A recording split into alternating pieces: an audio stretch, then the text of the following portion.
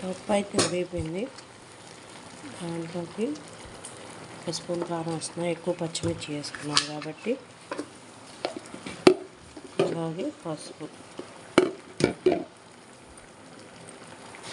కూడా వేసేసాను.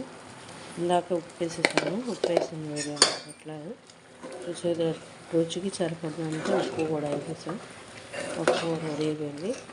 మన పులుసుకి ఇంకా దీన్ని దింపేసుకొని కొంచెం ఒక 5 నిమిషాల నుంచి దింపేసి తాలింపు పెట్టుకోవడమే. కొంతసేపు అయితే పప్పుని మనం అలా ఉడికించుకున్నాం మీద తాలింపు వేసినాక బబుల్స్ వచ్చిందాక.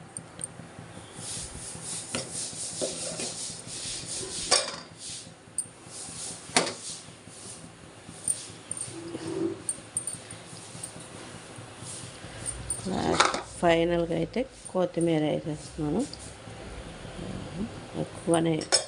కొత్తిమీర ఎక్కువగానే వేసేసాను.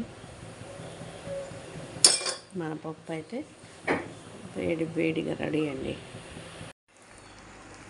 వేడిగా అయితే మన పప్పు పులుసు రెడీ అయిపోయింది. ఇవాళ ఇంకా స్టవ్ బంద్ చేసేసుకున్నాం, ఆపేసేసాను, అయిపోయింది. ఇవాళ వచ్చేసి అయితే మాకు టిఫిన్ లేదండి. దీపు నేను అన్నమే తినేస్తాం. Bye friends. మన వంట అయితే అయిపోయిందండి ఫ్రెండ్స్. ఇదిగోండి రైస్. ఇవాళ పప్పు వండేసాను. పులుసు పప్పు, టమాటా పప్పు పులుసు అంటారా అది వండేసాను. దీపుకి లంచ్ బాక్స్ కూడా కట్టేసాను.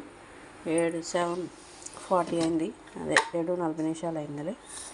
పెరుగన్నం, పప్పులో అన్నము, కూర అన్నానికి ఇదిగో పప్పు. ఇవైతే పప్పులో నంచుకుంటాడని ఇవి పెట్టాను. క్యారెట్ ఒకటి ఇస్తున్నాను లంచ్ బాక్స్కి. పప్పులో కొంచెం నెయ్యి కూడా వేసేస్తున్నాను.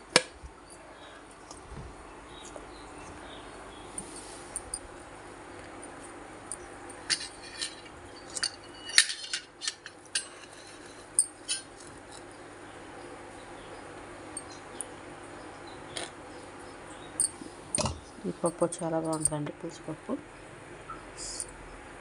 ఇవాళ వీడియో అయితే ఇదే ఫ్రెండ్స్ మంది. మన వీడియోకి ఒక లైక్ కొట్టి సబ్స్క్రైబ్ చేసుకోండి ఫ్రెండ్స్ ప్లీజ్. ఓకేనా ఫ్రెండ్స్, బాయ్.